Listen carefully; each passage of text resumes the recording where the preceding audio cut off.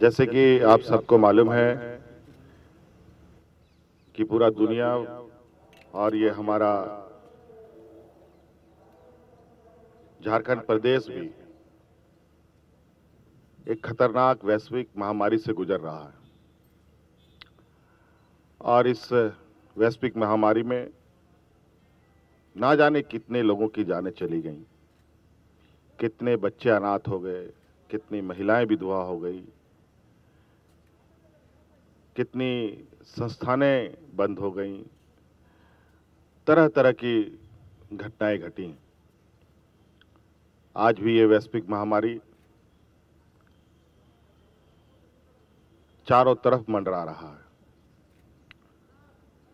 समय समय पर इस संक्रमण के चेन को तोड़ने के लिए सरकार ने कई कड़े कदम भी उठाए। ये कड़े कदम उठाना सरकार के लिए बहुत मुश्किल रहा, लेकिन कहावत है ना, जान है तो जहान है। और हमें दिल पर पत्थर रख करके कई कड़े कदमों को उठाना पड़ा।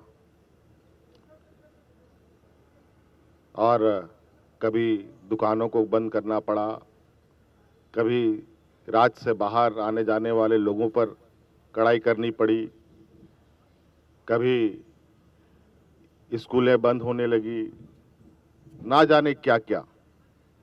इसी क्रम में हम राज्य में हम लोगों ने सभी धार्मिक स्थलों पर भी भीड़ भाड़ करने से मनाही की। और चूंकि हमारा ये देश, हमारा ये राज्य कई विविधताओं से भरा है, और आज इस महामारी में कई त्योहार आए, कई त्योहार चले गए, और राज्य में पाबंदी होने की वजह से, देश में पाबंदी होने की वजह से, लॉकडाउन होने की वजह से उन सभी त्योहारों में हमें जो आम तौर पर हम लोग त्योहार मनाया करते थे वो नहीं मना पाए। इससे पहले भी हम लोगों ने जगन्नाथ भगवान जी की रथ यात्रा को कराने में असमर्थ रहे, लेकिन अभी भी संक्रमण गया नहीं है। इसलिए इस बार भी बहुत दुख के साथ हम लोगों को ये कहना पड़ रहा है कि इस बार भी रथ यात्रा हम लोग नहीं निकाल पा रहे हैं। और निश्चित रूप से ये यात्रा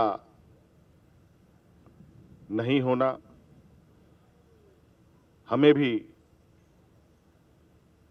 काफी तकलीफ होती है, लेकिन आज की जो हालात है, आज की जो स्थिति है, इस स्थिति में यही निर्णय बेहतर है। आज सुरक्षित रहेंगे तो कल भी हमारा सुरक्षित होगा। इसलिए आप सब लोगों से क्षमा चाहते हुए ये कहना पड़ रहा है कि इस बार हम लोग रथ यात्रा करने में असमर्थ हैं। हम लोग घरों में ही अपने भगवान को याद करें, पूजा अर्चन करें, और आप भी सुरक्षित रहें, आपका परिवार सुरक्षित रहे, और पूरा राज्य सुरक्षित रहे।